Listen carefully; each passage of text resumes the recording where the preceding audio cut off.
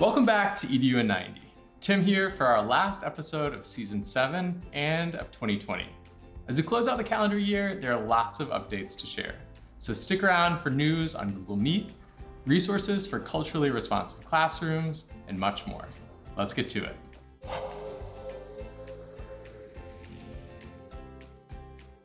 Let's start with some improvements to Google Meet.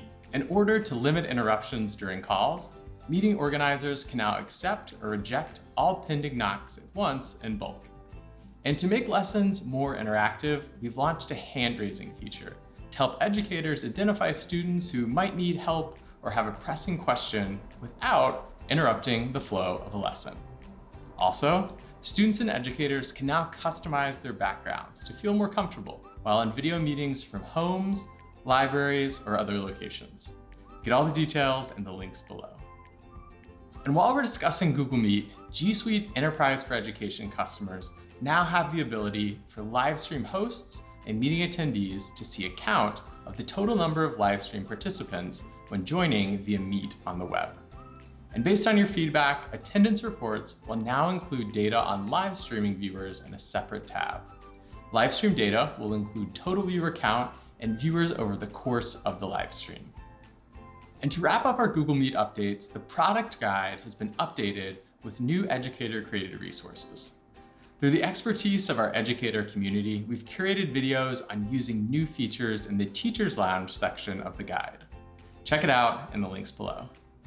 Next, within the Teacher Center, you can now explore resources designed to help cultivate more inclusive classrooms that affirm students' identities. Created in partnership with organizations like the Conscious Kid and Equal Justice Initiative, check out new reading materials, video playlists, and much more. And lastly, in the past year, the education landscape has been tested by complex, unprecedented circumstances. But for all its challenges, it's given all of us the opportunity to re-explore the future of what education can look like. Join us in early 2021 as we look at how teaching and learning around the world has evolved and share what we have in store for the coming year. Check out the links below for more information. Well, that does it for this episode and for this season. We'll be back in January, and you can catch up on any episodes you might have missed in the EDU in 90 playlist. We'll see you next time.